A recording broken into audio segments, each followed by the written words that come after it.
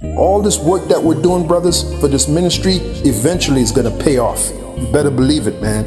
It's going to pay off like you'll never believe. Okay? And by the way, we're the highest value male on this planet. The men of the Lord. The men of this truth. The hopeful elect of Yahweh Bashim Yahushai. The highest value male there is. All right, Shalom. First and foremost, I'd like to give all praise, honor, and glory unto Yahweh, Bahashem, Yahushua, Bahashem, Kakadash.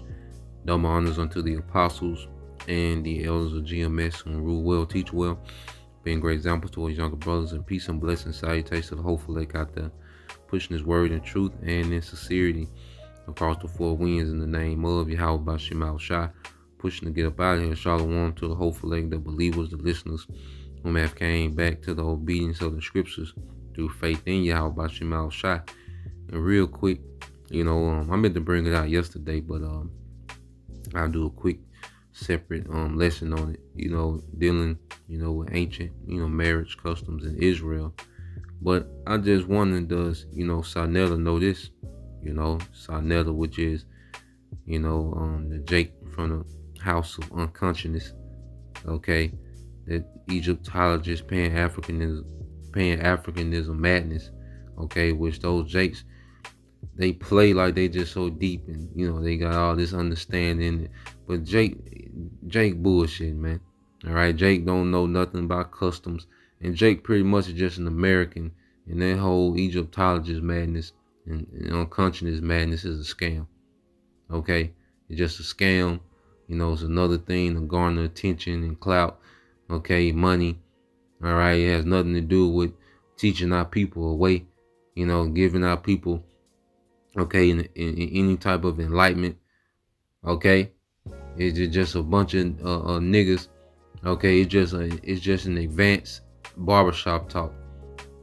Okay, it's just okay, an advanced barbershop talk. That's it.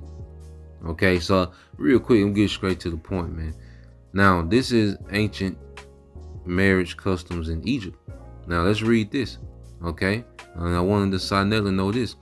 There was no marriage ceremony in ancient Egypt, okay? A woman was married to a man as soon as she entered his house with the goods agreed upon. So what was marriage? What was the standard of marriage? Sex, okay? All this Western culture was, where you spend all this money on a woman who's not a virgin, okay, and the whole wedding is about her and bride pictures and all this. That's Western culture. Okay, madness, man. Okay, vanity and self-worship. Okay, the East was completely different. All right. It says a woman was married to a man as soon as she entered into the house with the goods agreed upon. Marriages were usually arranged by one's parents. Wait a minute, by who? Marriages were usually arranged by one's parents. So you had arranged marriage in Egypt? Okay, and these men never go into the customs of Egypt. Everyone wants to put the Bible on the trial. Saneter, Jabari. Okay? Everyone wants to put the Bible on trial, but no one, why they never go into the customs of Egypt, man? Okay? It says marriages were usually arranged by one's parents with an agreed upon bride price, okay, and reciprocal gifts from the groom's family to the brides. Okay, now let's get into counting the scriptures. Okay, now this is when Abraham sent his servant to go find a bride, all right, from Isaac amongst his people. Okay, Genesis 24 and 11. I start here. It says, and he, that he is the servant, that's going to search out a bride for Isaac. It says, and he made his camels to kneel down without the city by a well of water at the time of the evening, even the time that women go out to draw water. And he said, O Lord, power of my master Abraham, I pray thee, send me good speed this day, and show kindness unto my servant Abraham. Behold, I stand here by the well of water, and the daughters of the men of the city come out to draw. And let it come to pass that the damsel to whom I shall say, let down thy pitcher, I pray thee, that I may drink, and she shall say, drink, and will give thy camels drink also. Let the same be, all right, she that thou hast appointed for thy servant Isaac, and therefore shall I know that thou hast showed kindness unto my master. So first you have, okay, a standard set, like he was pretty much going into, well, if I ask her for drink, okay, they're coming to draw water. So if I ask these women for drink, the one that gives me something to drink and the camels, that's the one. Okay, because that what shows that shows that she's considerate. Okay, humility, the spirit of a servant, that nurturing spirit. Okay, so he's looking for particular qualities, man. Okay, hey, we dealt with quality, man. This BS today of randomness, that we see going on today, man. Okay, this baby mother, baby father culture we have today, the random madness. Nah, man, that ain't who we were. Okay, and it says, and let it come to pass. Verse 15. It says, and it came to pass before he had done speaking that behold, Rebekah came out, who was born to Bethuel, the son of Milcah, the wife of Nahor, Abraham's brother, with her pitcher upon her shoulder. And the damsel was very fair to look upon, a virgin, neither had any man known her. And she went down to the well and filled her pitcher and came up. And the servant ran to meet her and said, let me, I pray thee, drink a little water of thy pitcher. And she said, drink, my lord. And she hasted, okay, and let down her pitcher upon her hand and gave me drink. And when she was done giving him drink, she said, I will draw water for thy camel also until they have done drinking. And she hasted and emptied her pitcher into the trough and ran again unto the well to draw water and drew for all his camels, man. All right. So you have a beautiful virgin woman that was humble, meek, and ready to serve, man. Okay. We had standards, man. All right. And we was a superior people, man. It says, and the men wondering at her held his peace, to wit whether the Lord had made his journey prosperous or not. And it came to pass, as the camels had done drinking, that the man took a golden earring of a half a shekel weight and 2 bracelets for her hands of 10 shekels weight of gold. So read this in the NLT. It said, then at last, when the camels had finished drinking, he took out a gold ring for her nose and 2 large gold bracelets for her wrist. And he said in the NLT, verse 23, whose daughter are you? He asked, and please tell me, would your father have any room to put us up for the night? I am the daughter of Bethuel. She replied, my grandparents are Nahor and Milcah. Yes, we have plenty of straw and feed for the camels, and we have room for guests. The man bowed low and worshiped the Lord. He said, praise the Lord of my master Abraham. He said, the Lord has showed unfailing love and unfaithfulness, and faithfulness, like it to my master, for he has led me straight to my master's relatives.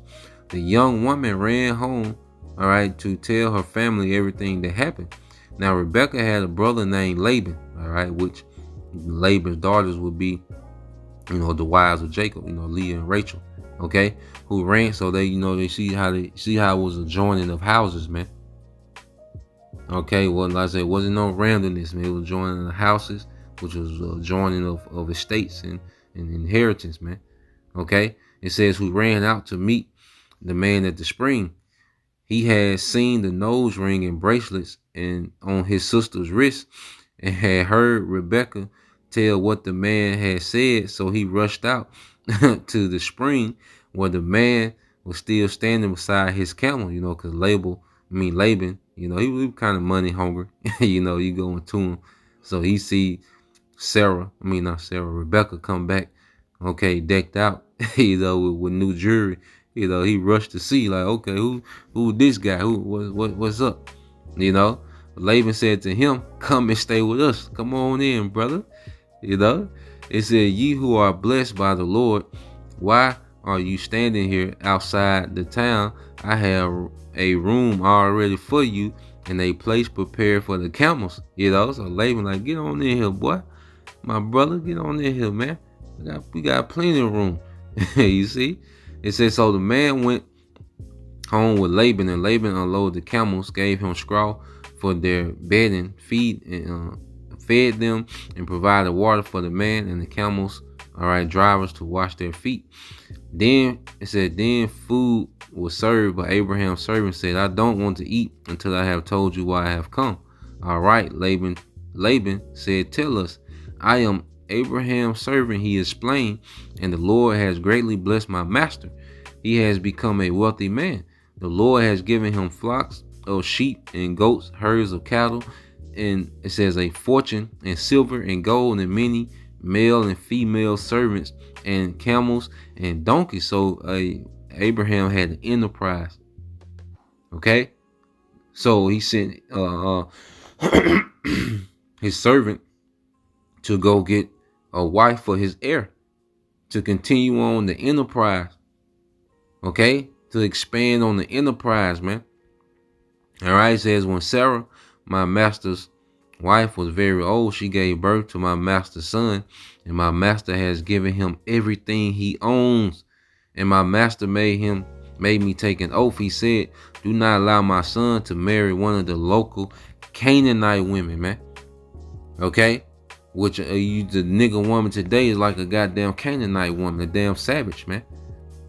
Okay, they was sexually loose, they was always doing them rituals and orgies, and they was just into all type of freakism, and they was through the Canaanite woman, well, that's who Esau dealt with, dealt with one of them Canaanite women, man, whom Isaac told him not to deal with, man. Okay, so it was a standard, man. Okay, a Canaanite woman would be your Glorrillas and Sexy Reds, okay, of today. They was in that spirit. Okay, it says, go instead to my father's house, to my relatives, and find a wife there for my son. Okay, because when you were married, you join houses, man. You join ideologies and customs. All that came with the joining of houses, man. Okay, and it says, but I said to my master, what if I can't find a young woman who is willing to go back with me? He responded, the Lord in whose presence I have lived will send his angel with you and will make your mission successful. Yes, you must find a wife for my son from among my relatives from my father's family. Then you will have fulfilled your obligation. But if you go to my relatives and they refuse to let her go with you, you will be free from my oath. So today, when I came to the spring, I prayed this prayer, O Lord, power my master Abraham, please give me success on the mission. Okay, so I want to jump down. All right.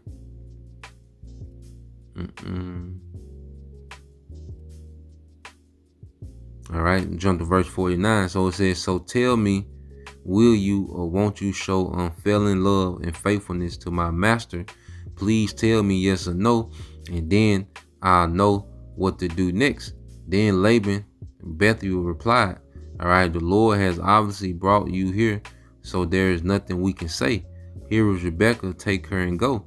Yes, let her be the wife of your master's son, as the Lord has directed. So you see, this is two families discussing, okay? Discussing this marriage, man. You see, the families come together and would discuss terms and, the reasoning behind the marriage and, the situation that she will be coming into, okay? Order, man. Purpose. Legacy. It says, when Abraham's servant heard their answer, he bowed to the ground and worshiped the Lord. Then he brought out silver and gold jewelry and clothing and presented them to Rebekah. He also gave expensive presents to her brother and mother. Then they ate their meal, and the servant and the men with them. It says, and the servant and the men with them stayed overnight, but early the next morning, Abraham's servant said, send me back to my master. Now, he gave them silver. He gave Rebekah silver and gold. He gave the brother and mother, okay, expensive gifts. All right. So when you go here, it said there was no marriage ceremony in ancient Egypt. A woman was married to a man as soon as she entered into his house with the goods agreed upon. Marriages were usually arranged by one's parents with an agreed upon bride price and reciprocal gifts from the groom's family to the brides. Okay, so that doesn't sound like the exact same thing that's going on here. Okay, verse 53. Then he brought out silver and gold jewelry and clothing and presented them to Rebekah. He also gave expensive presents to her mother. To her brother. All right, and mother. Okay, so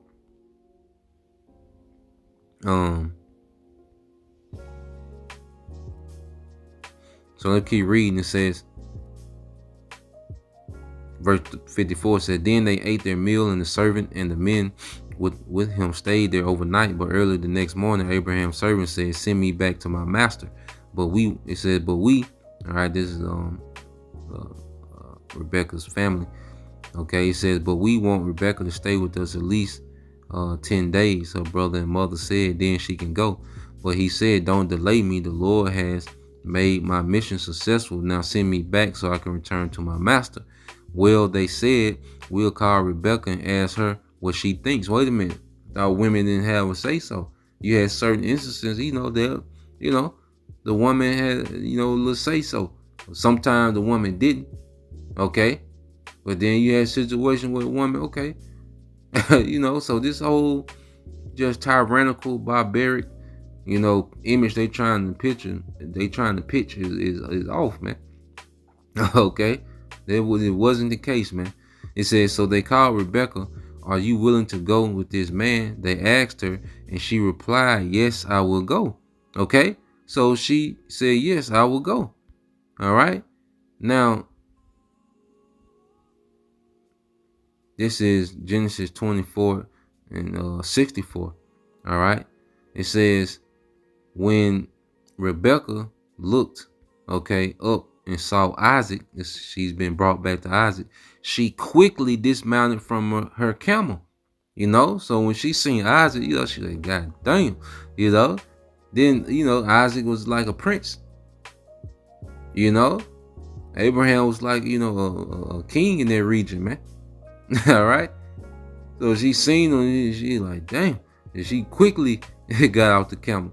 It says, who is that man walking through the field to meet us? She asked the servant, and he replied, it is my master. So Rebekah covered her face with her veil, humility, shamefaced.